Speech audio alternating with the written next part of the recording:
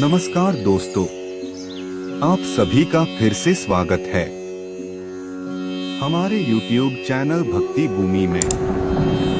लोग क्या कहेंगे दोस्तों, लोगों की बातों पर ध्यान मत दो। जितने लोग हैं उतनी बातें होती रहेंगी और हम इस दुनिया में सभी को खुश नहीं कर सकते हैं। आप अपने आज में खुश रहो, अपने प्रेजेंट टाइम्स में खुश रहो। आइए इसे एक छोटी सी कहानी के माध्यम से समझते हैं। यह कहानी एक राज्य में रहने वाले एक बूढ़े व्यक्ति और उसके बेटे के बारे में है, जो जंगल की लकड़ी को बेचकर अपने जीवन का गुजारा करता था। उसका एक लौता बेटा था। उसका बेटा सेना में जाता था और वह दोनों काफी गरीब थे, लेकिन वह जो बूढ़ा आदमी था वह अपनी अजीब बातों और अपने सफेद घोड़े के लिए जाना जाता था। बूढ़े व्यक्ति के पास एक बहुत ही सुंदर सफेद घोड़ा था और पूरे राज्य में, आसपास के राज्यों में भी इतना सुंदर घोड़ा किसी के पास भी नहीं था, जिसके कारण राजा भी उस बूढ़े व्यक्ति से ईर्ष्या करता था। कई अमीर लोगों ने उस घोड़े को खरीदने की कोशिश की। राजा ने भी कई बार सोने के सिक्कों का दाम लगाया,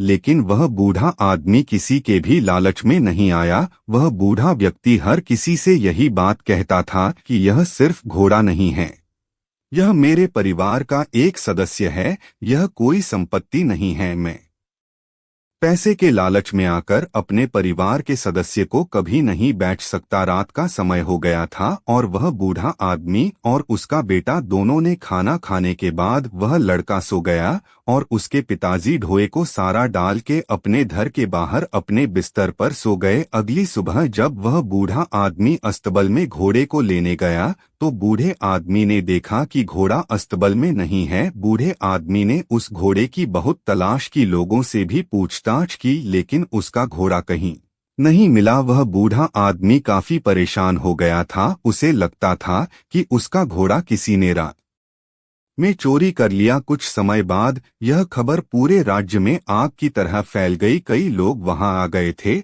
और बातें करने लगे, हमें पहले से ही पता था कि किसी दिन घोड़ा चोरी हो जाएगा। यह बूढ़ा आदमी बहुत गरीब और कमजोर है, वह ऐसे अनमोल घोड़े की रक्षा कैसे कर सकता है। उन भीड़ में से एक आदमी ने हंसते हुए कहा, घोड़े के जाने जा सदमा आप बर्दाश्त नहीं कर सकते, आपको बहुत दुख हुआ है। वह घोड़े इकलौता आपके कमाई जा जरिया था, आपका इससे बुरा भाग्य और क्या हो सकता है। अगर आप घोड़े को पहले ही राजा को बेच देते तो आपको अच्छी रकम मिल जाती और आप अपना बुढ़ापा आराम से गुजारते। बूढ़े व्यक्ति ने किसी की बात पर कोई जवाब नहीं दिया। उसने बस इतना कहा, जो कुछ भी है सब ठीक है, सच तो सिर्फ इतना है कि घोड़ा अस्तबल में नहीं है, बाकी जो होगा देखा जाएगा। इस घटना के करीब 2 महीने के बाद रात को वह बूढ़ा आदमी अकेला अपने घर के दरवाजे पर बैठा था। तभी अचानक रात को घोड़ा वापस आ गया। घोड़े को वापस देखकर वह बूढ़ा आदमी बहुत खुश था। उसने सोचा कि घोड़ा चोरी नहीं हुआ था, वह जंगल में भाग गया था।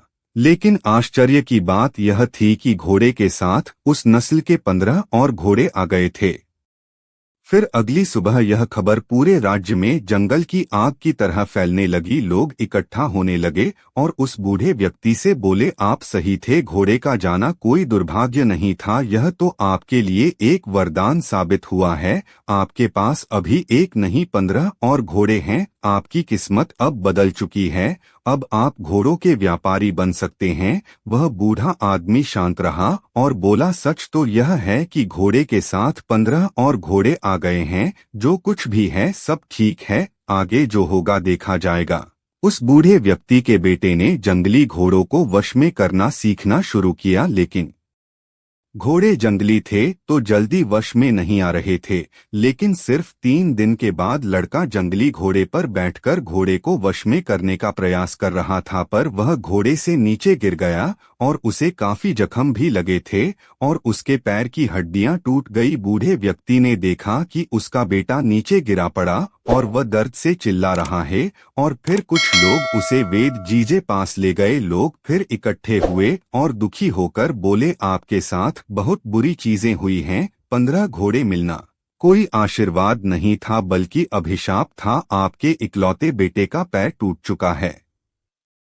अब उसकी शादी कैसे होगी? गरीब आदमी बदकिस्मत है, लेकिन वह बूढ़ा आदमी लोगों की बातों से प्रभावित नहीं हुआ। उस बूढ़े आदमी ने कहा, सच तो यह है कि बेटे ने एक पैर खो दिया है। यह भी सच है कि अब मुझे उसके बुढ़ापे में उसकी मदद करनी होगी, लेकिन जो कुछ भी है सब ठीक है, आगे जो होगा देखा जाएगा। कुछ समय बाद राजा के पड़ोसी दुश्मनों ने एक विशाल सेना के साथ राज्य पर हमला कर दिया। राजा को अपने सेना को तैयार करने का भी समय नहीं मिला। राजा की सेना अचानक हुए हमले के कारण कमजोर पड़ने लगी, इसलिए राज्य के सभी युवाओं को भी ना चाहते हुए जबरदस्ती सेना में ले लिया गया। राजा और उसकी प्रजा युद्ध दुश्मन का सामना कर रहे और दूसरी तरफ लेकिन उस बूढ़े आदमी का बेटा बच गया, क्योंकि वह लंगड़ा था। लोग रोते हुए बूढ़े आदमी के घर जमा होने लगे। लोगों ने उनसे कहा, आप सही थे, आपके बेटे का टूटा हुआ पैर आपके लिए आशीर्वाद साबित हुआ है। उसे युद्ध में नहीं जाना पड़ा, लेकिन हम सभी बहुत परेशान हैं। हमारे बच्चे अब चले गए हैं, हमें नहीं पता कि वे युद्ध से वापस आएंगे या नहीं। हम सभी जानते हैं कि आप सुख और दुख में एक से रहते हैं, लेकिन आप यह कर कैसे लेते हैं? बूढ़े व्यक्ति ने कहा, सबसे पहले सच को समझो। सच सिर्फ इतना है कि तुम्हारे बेटे मातृभूमि की सेवा करने गए हैं। शायद यह तुम्हारी इच्छा नहीं थी, फिर भी वे चले गए। यह दुर्भाग्य है या सौभाग्य कोई नहीं जानता। वह आगे बोला, जब तक आप लोग चीजों को अच्छा या बुरा कहने की आदत नहीं छोड़ेंगे, तब तक आप परेशान होते रहेंगे। भाग्य की देखभाल क्यों करनी है? अगर करना ही है तो अपने कार्यों का ध्यान रखें, अपने विचारों का ध्यान रखें और खुशी से जीवन जीते रहे। लाभ हानि भाग्य, यह जीवन के छोटे से छोटे हिस्से हैं। जिस तरह आप एक लाइन को पढ़कर पूरी किताब नहीं समझ सकते, उसी तरह आप एक घटना के आधार पर यह कैसे तय कर सकते हैं कि जीवन अच्छा है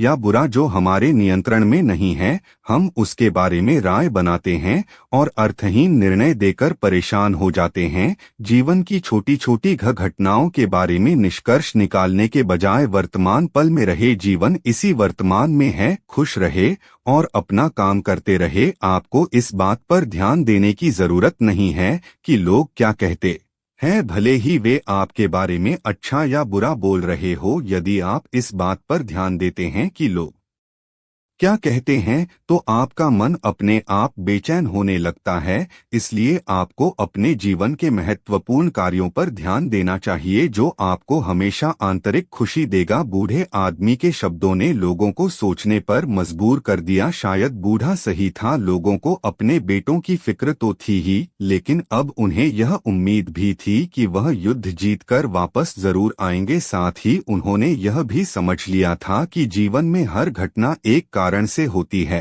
और अच्छे या बुरे फैसले समय के साथ बदल सकते हैं। सबसे जरूरी है कि वर्तमान में जीना और अपना कर्म करते रहना। और उसके बाद करीब 2 दिन बाद राजा यह युद्ध जीत गया, लेकिन उस युद्ध में काफी सैनिक और वह नौजवान घायल हो चुके थे। सब लोग उन्हें वापस देखकर बहुत खुश थे और वह बूढ़ा आदमी और उसका बेटा दोनों वर्तमान में आराम से जीने लगे। दोस्तों, इस कहानी से हमें यह सीख मिलती है कि लोगों की बातों पर ध्यान मत दो। जितने लोग हैं उतनी बातें होती रहेंगी और हम इस दुनिया में सभी को खुश नहीं कर सकते हैं। अपने आज में खुश रहो, अपने प्रेजेंट टाइम में खुश रहो। इसीलिए जो आपको सही लग रहा है, जिसमें आपका फायदा है, उस बात का अपने दिमाग के आधार पर सही फैसला लो। लोग आज कुछ कहते हैं तो कल कुछ और, इसीलिए हमें लोगों पर नहीं बल्कि अपने काम पर ध्यान देना है, अपनी मंजिल पर ध्यान देना है और आगे बढ़ते रहना है। अगर हम इसी तरह लोगों की बातें सुनते रहे तो हम कभी भी आगे नहीं बढ़ पाएंगे और इनकी बातों में उलझ कर रह जाएंगे। उम्मीद करते हैं कि आपको इस वीडियो से कुछ नया जरूर सीखने को मिला होगा। आपको वीडियो कैसी लगी हमें कमेंट बॉक्स में जरूर बताएं। अगर वीडियो के दौरान मुझसे कोई गलती हो गई हो तो मैं माफी चाहता हूं। दोस्तों, मिलते हैं एक नई वीडियो में नई जानकारी के साथ। धन्यवाद।